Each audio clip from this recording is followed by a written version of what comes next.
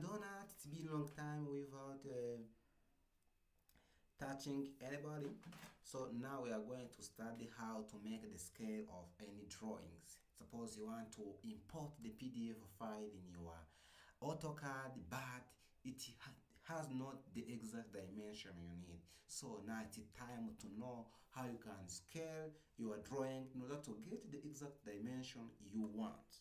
So suppose that here we have 5.2879 as the dimension, but for us we need from here we need 3.5 meters. You see our dimension, our working unit is in meters. So what you have to do is this: you select your project. You select, when you select from left to right, it is select the inside the point, inside the select object. But when it simply to touch on it,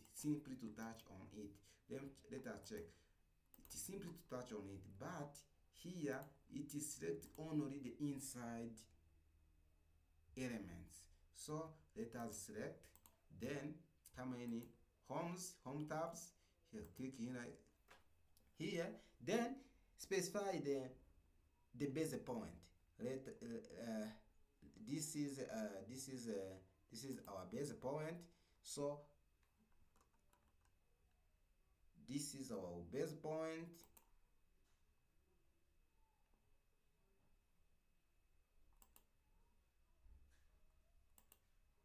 This is our base point.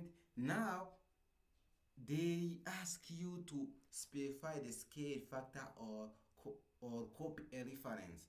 So they click on copy a reference. So they ask you to specify the reference length. This is our reference length. So they ask us to specify the second point. This is our second point. Now they ask us to specify the new length or a point. So let's write 3.5 meters, then press enter. This, you see, exact our dimension turns back into 3.5 meters. If you enjoy these videos, if these videos help you, don't forget to make the subscribe, to make the like, share, and your comment. To have you as my friend is very precious of that.